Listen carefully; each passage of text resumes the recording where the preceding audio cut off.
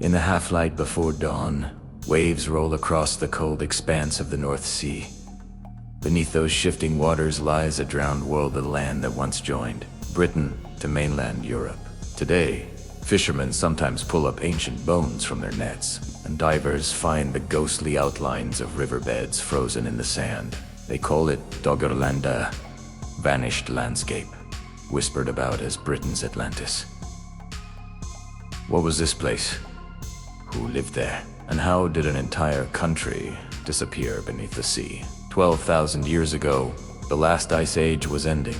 As vast glaciers melted, the seas began to rise, and the outline of Europe changed forever. Where there is now open water stretching from Yorkshire to Denmark, there were once lush meadows, dense forests, and flowing rivers. People hunted mammoth, built camps along gentle hills, and could walk from what is now England all the way to the continent without ever seeing the ocean. This was Doggerland, a green heart that linked the tribes of Mesolithic Europe. But nature was changing faster than any human could imagine. With each century, the shoreline crept further inland. Marshes swallowed valleys. The tide advanced like a slow, unstoppable army. Archaeologists first suspected Doggerland's existence back in the 1930s.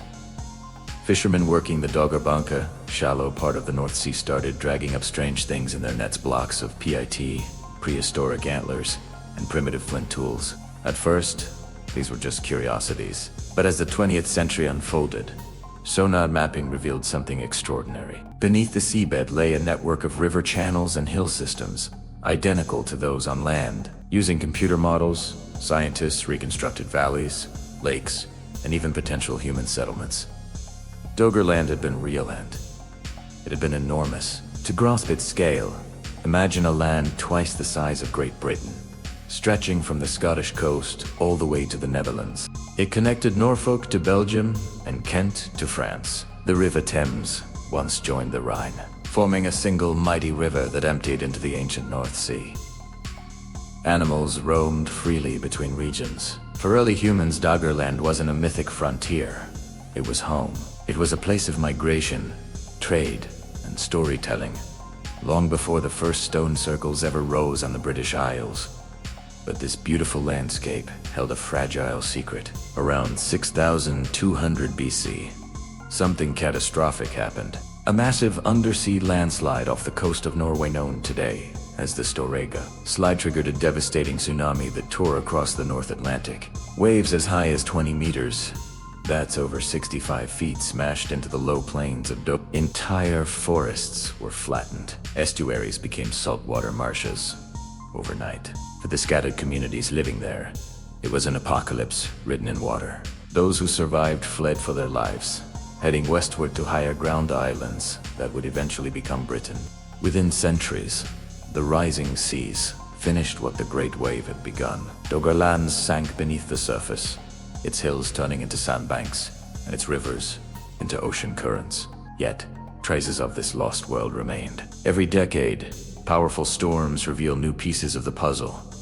Carved reindeer antlers, stone axes, and fragments of woven nets. DNA extracted from ancient soil samples tells scientists what once thrived there.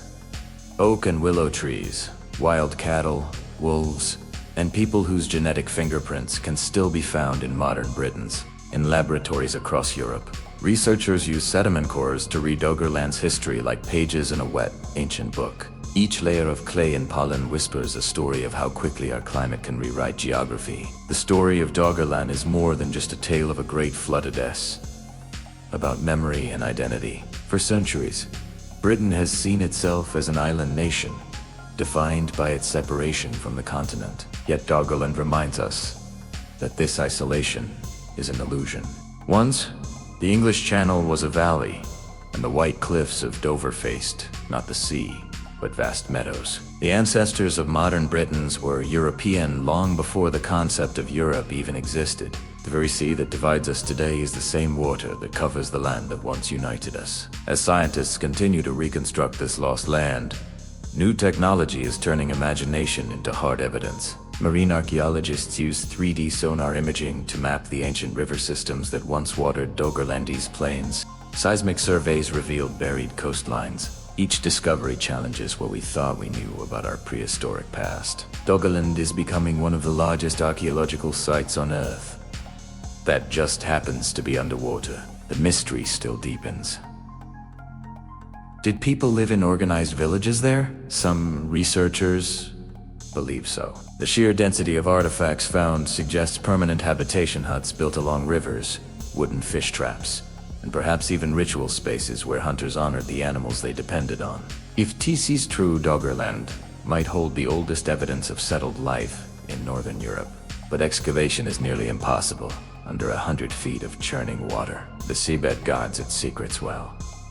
For many, this story feels deeply personal. If Doggerland had survived, the shape of the modern world would be entirely different. There would be no North Sea barrier, no clear line between us and them. Our ancient legends of floods from Welsh myths, to tales of drowned church bells in coastal villages may be faint folk, memories of that ancient catastrophic loss. Here, myth and geology blend together like the tide and the sand. Climate scientists also see Doggerland as a stark warning. Its drowning was one of the first great environmental disasters witnessed by humanity. Melting ice, rising seas, and sudden tsunamis reshaped civilization. Today, as sea levels climb once again, the echoes of the past feel uncomfortably familiar. Coastal towns in East Anglia and Scotland are already battling the same erosion that began the end of history, it seems, has a way of repeating itself wave by wave. Beneath the surface, the North Sea still moves over the ghost of that world.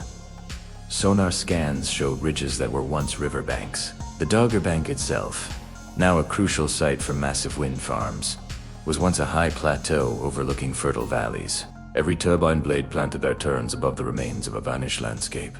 It is progress built upon prehistory, the future spinning over the past. Modern Britain is rediscovering this deep connection. Museums in London, York, and Aberdeen now display incredible artifacts pulled from the seabed. Artists create installations imagining what Doggerland's villages might have looked like. And every new discovery reminds us that the ground beneath our feet was once shared with lands long forgotten. Picture it now.